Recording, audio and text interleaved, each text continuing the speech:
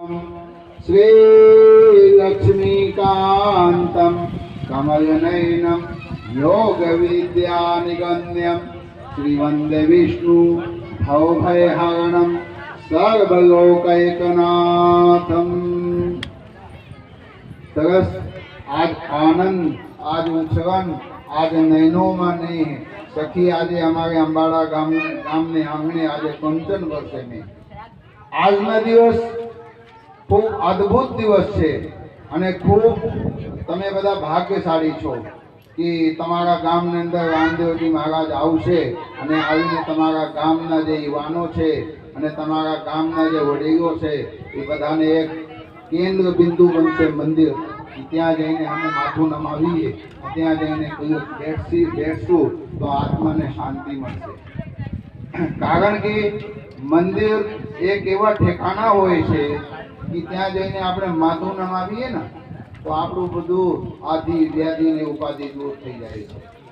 હું બધાને વિનંતી કરીશ કે જે ઊભા છે ઘડીક વાર પૂરતું બેસી જાઓ, કારણ કે મારે અડધી કલાક જ અહીંયા રોકાવાનું છે અને જે વચ્ચે ઊભા છે સાઈડમાં ઊભા છે, તમે ભલે વિડીયો ઉતારો બસ સાઈડમાં, કોઈને નડીએ નહીં આપણે, એમાં મોટું પુણ્ય છે કે નહીં દેવાંગભાઈ, છે ને?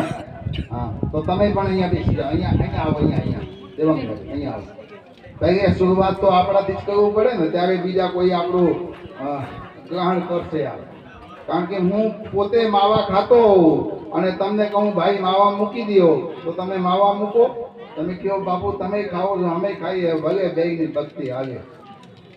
એટલે શરૂઆત કરીએ આપણા વ્યક્તિથી, આપણાથી કરવું પડે ત્યારે બીજા કોઈ કરતા હોય છે। હું અહીંયા વારંવાર મારે આવવાનું થતું હોય અંબાડા ગામમાં, કારણ કે અમારા જે ગુરુદેવો છે પરમ પૂજ્ય મુક્તાનંદ બાપુ, એમની પણ અહીંયા જમીન છે, તો એ જમીનમાં જ્યારે પણ જવાનું થતું હોય ત્યારે અંબાડાને ગામને વચ્ચેથી જ અમારે આવવા જવાનું થતું હોય છે।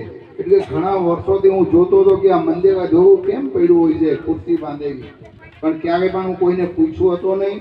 અને એક સમય આવી ગયા કે જો મંદિર બની ગયા અને પ્રતિષ્ઠા થવાની તારીખ પણ આવી ગઈ અને પ્રતિષ્ઠાના આજે બીજો દિવસ પણ અડધો વહી ગયા છે અને આપણે પાસે હજી 1.5 દિવસ જ છે। આજના અડધોથી, કાલના અડધોથી, કાલે આખો દિવસ તો પછી ભેગું કરતા થાય, બાકી પૂરું થતા તો બપોરે થઈ જાય।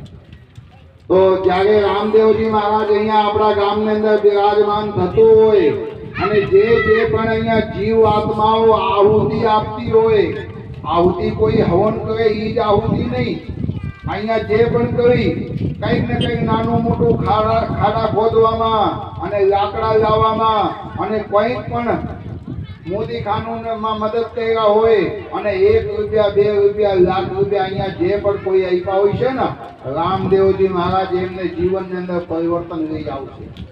કારણ કે ભગવાન બહુ હોશિયાર છે, ભગવાને આપણને બનાવ્યા છે, પણ હવે આવા એવા સમય આવી ગયા છે કે આપણે બધા ભગવાનને બનાવીએ છીએ। તો જે આપણને બનાવ્યા છે આપણે એમને બનાવવાની કંઈ આવશ્યકતા નથી। અત્યારના યંગ જનરેશન દીકરા દીકરી હોય મા બાપને કહેતા હોય બેસી જાઓ બાપુજી તમને કંઈ ખબર પડે નહીં, આવું કહેતા હોય છે। દીકરીઓ માને કે બેસી જા તને કંઈ ખબર ન પડે। હવે એને જે ખબર પડે એ તો કોઈને ખબર પડતી નથી, ભાઈ તને કહેતી નથી કંઈ, બાપુજી આપણને કહેતો નથી કંઈ, બાકી બીજા હાથીઓને કઈ થશે। તમારા હાથમાં આવી જાય તો તમે અમદાવાદ મુંબઈ ભેગા થઈ જાઓ, એ તમારા નામે નથી કરતા ને, એટલે હજી 10 વીઘા 5 વીઘાના ખાતેદાર બધા છે। તો મા બાપ થી મોટા કોઈ છે નહીં, મા બાપ જ આપણા ભગવાન છે અને મા બાપની આજ્ઞાના પાલન કરશું ને તો આપણે ક્યાંય પાછા પડશું નહીં। તો મા બાપને બધાના આજ્ઞા પાલન કરજો। તમે લોકો બધા ભાગ્યશાળી છે એ વ્યક્તિ જે એમના માતા અને પિતા એમને જીવનના હયાત છે અને માતા પિતાના સેવા કરવાનો મોકા મળ્યા છે અને માત પિતા ગુરુ સ્વામી શીખ સેવધારી કરઉં શુભાવ લહેર લાભ 3 જન્મ કર નતર જન્મ જગ જાય। એક માના અને બાપુજીના અને ગુરુના આજ્ઞાના પાલન કરીને આપણે તો આપણે એક ભાવના નહીં 3 ભાવના ભાગીદાર આપણે બનીએ, પુણ્યના ભાગીદાર બનીએ છીએ।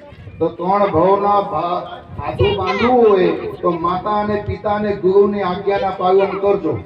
આજે જ્યારે રામદેવજી મહારાજના અહીંયા યજ્ઞ ચાલતું હોય અને અહીંયા આહુતિ અપાતી હોય અને અહીંયા અમારા જે વિદ્વાન ભૂદેવો હોય વિદ્વાન ભૂદેવો મંત્ર દ્વારા અહીંયા રામદેવજી મહારાજની મૂર્તિની પ્રાણ પ્રતિષ્ઠા માટે પ્રાણ ફોડવા માટે બધી મહેનત કરતા હોય અને જ્યારે આવતીકાલે અહીંયા પ્રાણ ભગવાનની અંદર પૂરશે ત્યારે અદ્ભુત શક્તિ મૂર્તિની અંદર પ્રવેશ કરી જશે અને પછી ઈ મૂર્તિને સામે તમે ઊભા રહીને પગોઠી વાળીને બેસીને જે પણ કંઈ તમારા મનની અંદર મનોકામના હોય તમે એમને સામે રજૂ કરશો ને તો તમારી મનોકામના બધાને પૂર્ણ થશે.